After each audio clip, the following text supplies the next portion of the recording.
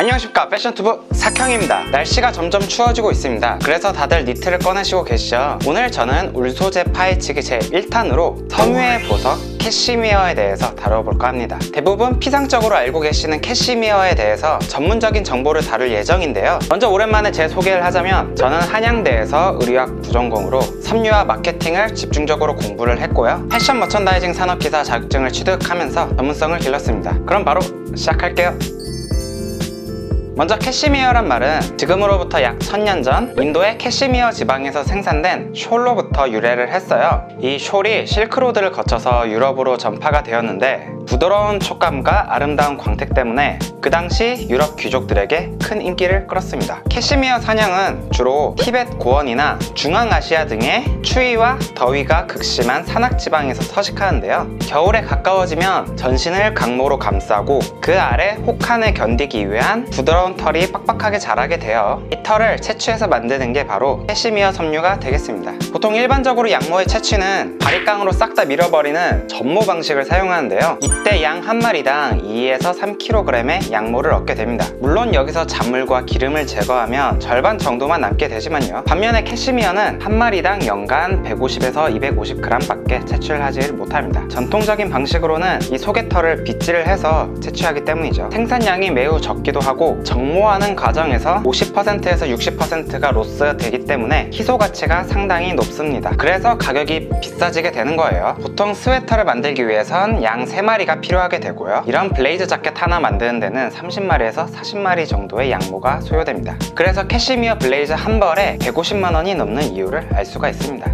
다음은 캐시미어의 특징에 대해서 알아보겠습니다. 캐시미어의 특징은 강하고 부드러우며 단열 효과는 일반 염소의 3배에 달합니다. 물론 캐시미어도 케라틴 단백질의 섬유이기 때문에 모든 화학적 성질은 일반적인 양모와 같아요. 캐시미어가 이렇게 좋을 수밖에 없는 이유는 비교적 단순한데요. 바로 털의 굵기에 있습니다. 캐시미어의 섬유장은 4에서 9cm고 섬도는 품종에 따라 14에서 19 미크론 정도로 분포되는데요. 보통 14에서 16 미크론 정도인 내몽골산이 몽골산보다 더 좋다고 할 수 있겠습니다. 같은 캐시미어라도 촉감이 다른 이유는 이 섬유의 굵기 때문이에요. 파시미나라는 인도산 울트라 파인 캐시미어 같은 경우는 굵기가 11에서 15 미크론으로 굉장히 가늘고 고품질입니다. 그래서 진품 파시미나 같은 경우는 전세계 총 캐시미어 생산량의 0.1%에도 미치지 못한다고 해요. 캐시미어 중의 황제가 바로 이 파시미나라고 생각하시면 되겠습니다. 그리고 또 알아두셔야 될 게, 두께가 두꺼운 캐시미어 같은 경우는 캐시미어 염소에서 채취가 됐다고 하더라도 사용될 수가 없는데요. 미국 US 울 프로덕트 라벨링 액트에 의하면 캐시미어 라벨을 달기 위해서는 캐시미어 염소의 안쪽 털로부터 채취한 직경 19 미크론 이하의 섬유로 30 미크론이 넘는 섬유가 3%를 초과하게 되면 안 된다라는 규정을 하고 있습니다. 이런 복잡한 정의가 의미하는 것은 의류로 사용되는 캐시미어 원단에 가짜나 불순물이 포함된 속임수가 굉장히 많다는 것을 뜻해요. 물론 캐시미어 염소에서 채취한 털이라고 하더라도 품질 규정에 맞지 않으면 캐시미어로 분류할 수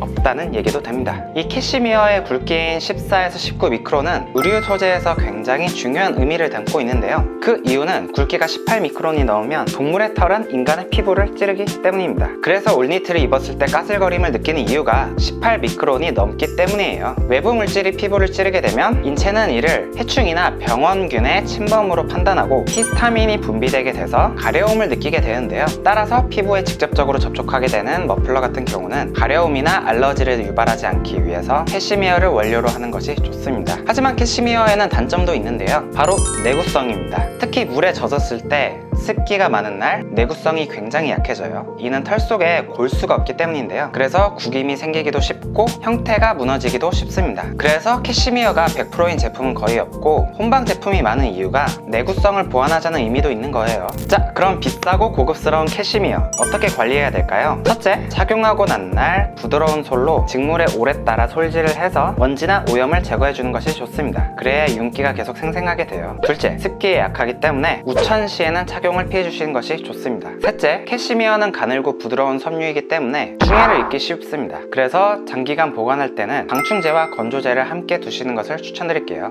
넷째, 물에 넣는 것만으로도 줄어들거나 촉감이 바뀔 수가 있으므로 가정 세탁은 절대 하지 마시고 오염이 가벼울 때 세탁소에 맡기시는 것을 추천드립니다.